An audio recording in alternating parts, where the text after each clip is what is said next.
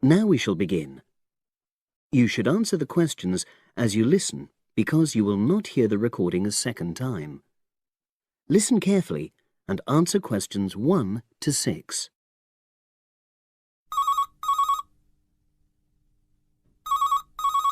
Hello. Hi Liz, it's Ken here. Hi, Ken. Nice to hear from you. Are you... This is just a quick call, but Mary and I have just been talking about our summer holiday. We haven't booked a place yet, and we've left it a bit late. We were just wondering if you know of any holiday rentals in your area. It's so nice there. Well, yes. I can think of 2 or 3 places that are very nice. What dates have you got in mind? The 10th of July to the 22nd of July. Oh, yes. That is quite soon, isn't it? Well, there's a place near here called Moonfleet. Is that MOONFLEET? That's right. It's quite a rural location, and it's next to the owner's house, but it's got fields all around it, so it's very pretty. Sounds okay. Can you tell me a bit more about it? Well, it's an annex to the owner's house, and it's an apartment with 2 bedrooms and an open-plan living area. Well, I like the sound of it. Is there anything we might not like about it? Well, it's quite a distance from the nearest shops, that's all. Okay. And... well, I'll tell Mary, but I don't think she'd mind that. Do you know how you book it? You have to book on the internet. There's a web address. It's www.summerhouses. One word? Yes, then .com. You'll be able to look at a photograph on that. Okay. And what about the others? Where are they? The second one I'm thinking of is called Kingfisher, and that's even more rural. It's a really beautiful location, in fact. It's by the river, and it's got nice views. It overlooks woodland on the other side.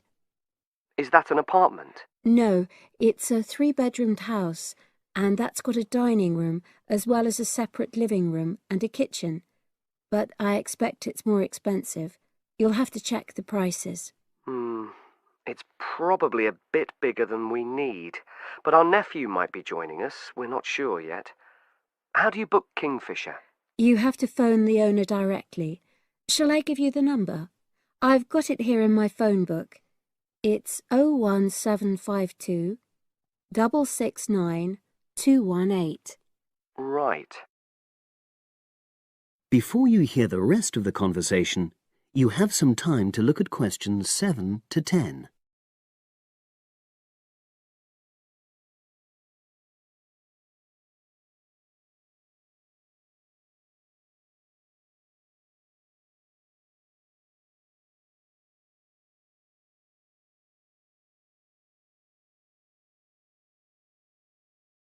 Now listen and answer questions 7 to 10. And you mentioned a third place? Yes, there's a house that my sister stayed in last year. It's called Sunnybanks. Nice name. And the location of that one is rather different. It's in the centre of a village, but it's a very small and quaint place. Did your sister like it? Oh, yes. It's by the sea, so her children really loved it. What's the accommodation like? I'm not sure about the number of rooms, because I haven't been in it myself, but I think she said it's quite spacious, and I know it's got its own garden. It's not very big, but it's not shared with anyone else, and it's supposed to be very pretty. Any snags, problems? The only other thing I can think of is that there's nowhere for parking. The streets are too narrow, so you have to leave your car somewhere else and then walk to the house. It's only about 10 minutes away, but... Okay. Well, I don't think it matters personally. How do you book it? There's an agent you have to contact. I don't know his details, but I can ask my sister and let you know tomorrow. Thanks, Liz. That'd be great. I'll talk to Mary and see what she says. Thanks for your help. That's okay, Ken. I'll speak to you again tomorrow. I hope you find what you're looking for. That is the end of part 1. You now have half a minute to check your answers.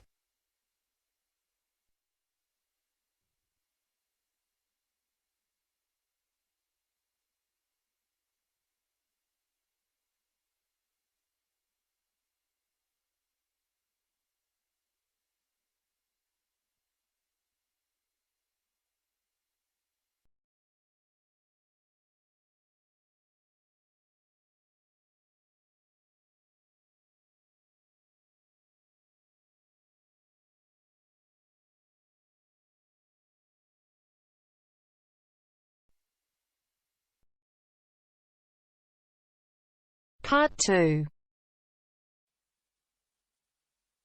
You will hear the head teacher of a school giving a talk to parents about some new classrooms. First, you have some time to look at questions 11 to 14.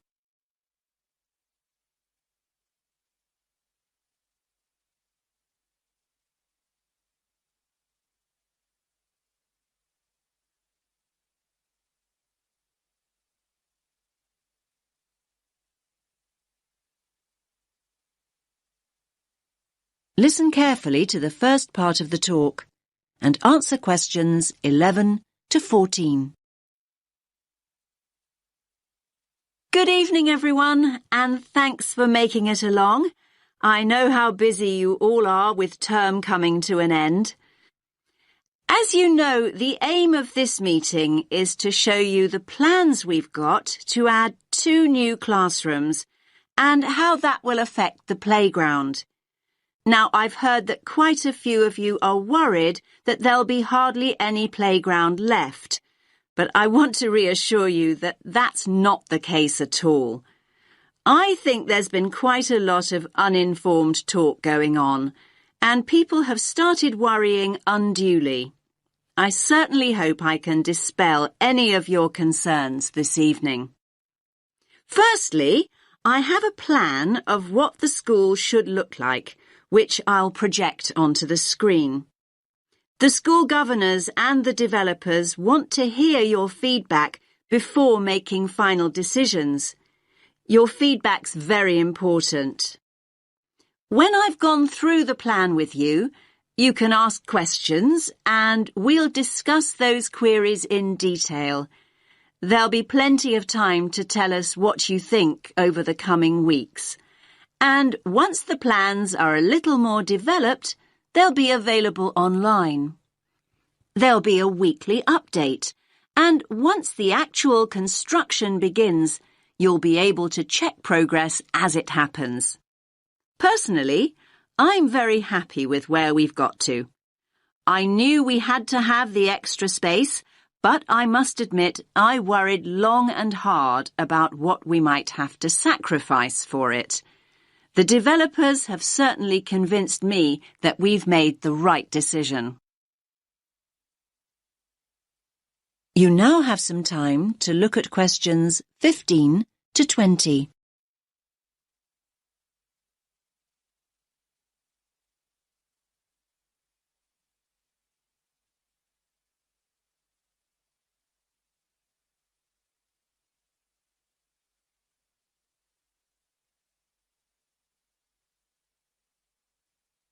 Now listen to the rest of the talk and answer questions 15 to 20. Right, can everyone see the plan now? Good. Let's start at the Balfour Road entrance, since that's where most of you come and go from. The Farley Road entrance and lower playground won't be affected at all. Now, as you come into the top playground, the 2 new classrooms will be on the right. There'll be a new gate, and the steps down will be rebuilt. There'll be a ramp for disabled visitors too. On the plan here, only the parts of the building affected by the plans are shown. I'll explain why the hall is marked on later. So, as I said, the new classrooms will be to the right of the entrance and, as you can see, will take up very little of the playground space. We feel the Year 6 children need their own area away from the younger children. So, this one on the left of the 2 rooms will be the new Year 6 classroom. As you can see, there's no direct entrance from the playground. The plan is to include a small entrance area here from the playground for coats and boots and so on. Entrance to the classroom will be from that area. There'll also be an additional entrance to the hall from this cloakroom, so children will be able to get to the hall from 2 different directions, from inside the main building and from the new entrance area. I hope that's clear. Now, as you all know, the hall doubles up as the cafeteria at lunchtime. One of the rumours I heard was that we're planning to dispense with the cafeteria and open up a snack bar.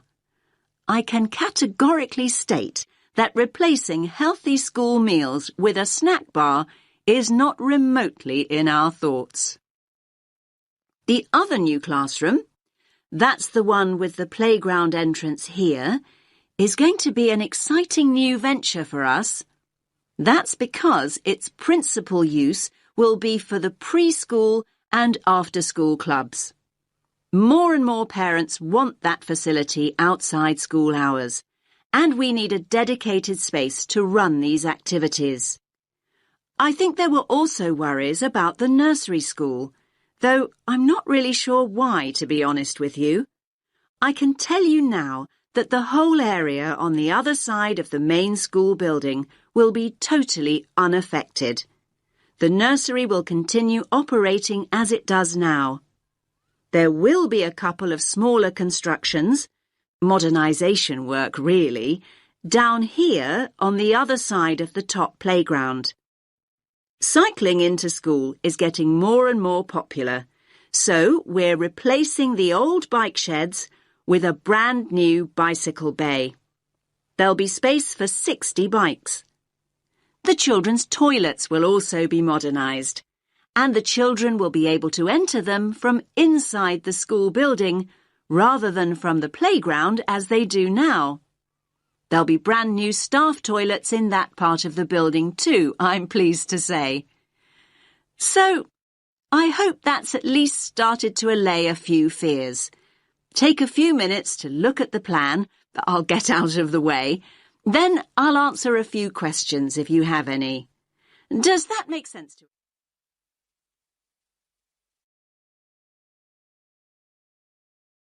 That is the end of part 2. You now have half a minute to check your answers.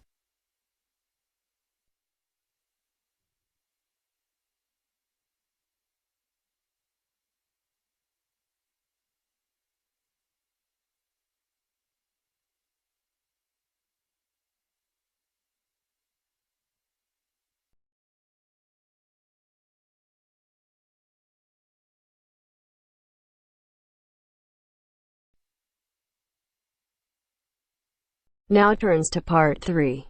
Part 3. The next important development in how history is recorded came with print. First, you have some time to look at questions 21 to 25.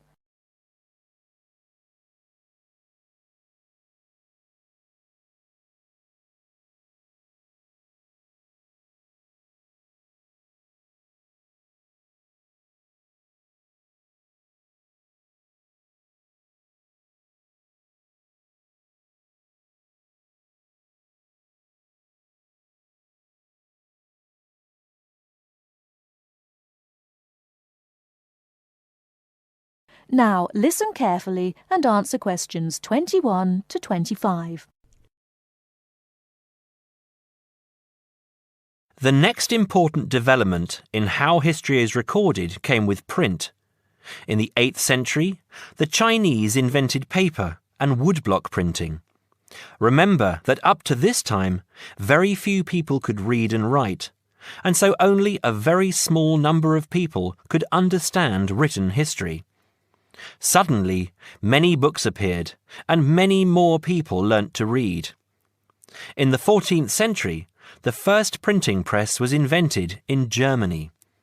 This reduced how long it took to produce books. The new printing technique quickly spread to other parts of the world. More books appeared, and even more people learnt to read. The first printed newspaper appeared in 1605, and the first daily newspaper in 1702. Now, people could read news stories soon after the event happened, and every event was recorded and stored. The problem with newspaper history is that newspaper reporters could tell the stories they wanted to tell, and not necessarily the truth. Photography was the next important development. We generally agree that photography was born in 1839. Some of the earliest photographs that the public saw were images of the American Civil War. Before you hear the rest of the talk, you have some time to look at questions 26 to 30.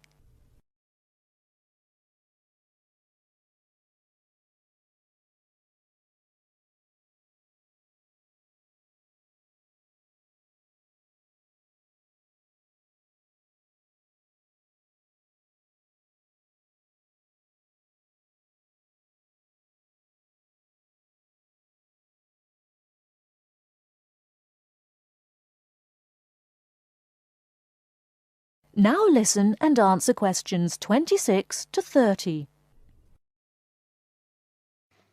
People were shocked by the photographs of dead soldiers, and for the first time saw the reality of war. By 1850, photographs appeared regularly in newspapers, and people now expected the truth. At the end of the 19th century came the first motion picture camera. Soon, history was being recorded as moving images. In the 1930s, television brought moving images into people's homes. More and more people saw history as it happened, and more history was recorded. Today, of course, we expect that every event in the world is recorded. Satellite TV and the Internet allow people to watch any event, anywhere in the world, as it happens. It doesn't matter if the TV cameras are not there. People carry around mobile phones and can record any incident and then share it online. Families have their own video cameras and record their own history. Children now grow up watching their parents and grandparents on film. I'm sure you'll agree that the transition from storytelling to what we have today has been dramatic, and I hope that... That is the end of part 3.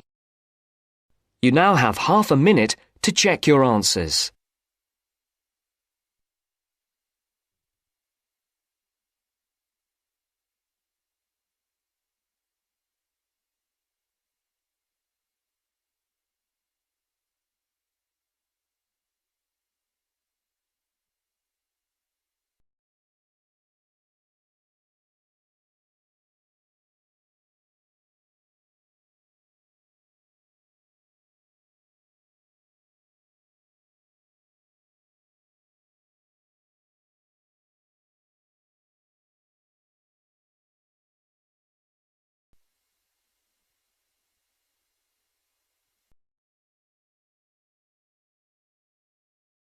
Now turns to part 4. Part 4. You will hear the first part of one lecture, in a series of lectures about environmental issues. First, you have some time to look at questions 31 to 40.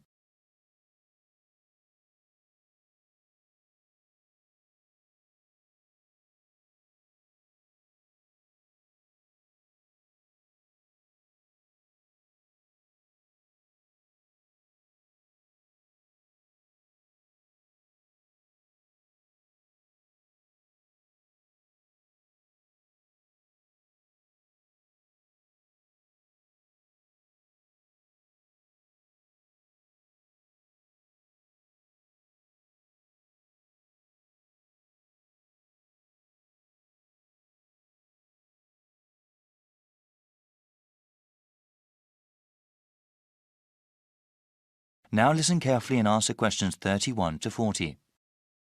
In this lecture series, we have been looking at the most pressing environmental issues that the world faces. One of those issues, global warming, has become very fashionable to talk about in the past decade. Though I'm not trying to diminish its importance as a problem, it must be understood that the effects of an increasingly warm planet will not be seen for many more decades. One problem affecting the lives of people right now is the scarcity of water. The need for fresh water will only increase as the world's population grows, especially in developing countries. In the future, changing weather patterns that come with global warming will only make the problem worse. People need water to drink, cook food, shower and wash clothes. Most of the planet is covered with water, but unfortunately only a tiny percentage of it is fit for human use. Of all the water in the world, less than 3% is fresh water. More than 2/3 of that remaining percentage is locked up in glaciers in Greenland, Antarctica and elsewhere, also unavailable for human use. The water vital for life comes from lakes, rivers, underground aquifers, rain and snow. This surface water, groundwater and precipitation is not disturbed equally across the Earth's surface. For example, Canada, which has about 0.5% of the world's people, contains about 10% of the world's readily available fresh water. Brazil makes up about 3% of the world's population, but within its borders contain nearly 12% of the world's freshwater resources. As the economies of developing countries grow, the need for fresh water also grows. One example of this has to do with the production of meat. In some countries, the demand for beef increases when people earn more money. However, raising cattle is incredibly water-intensive, requiring about 15 tons of water for 1 kilogram of grain-fed beef.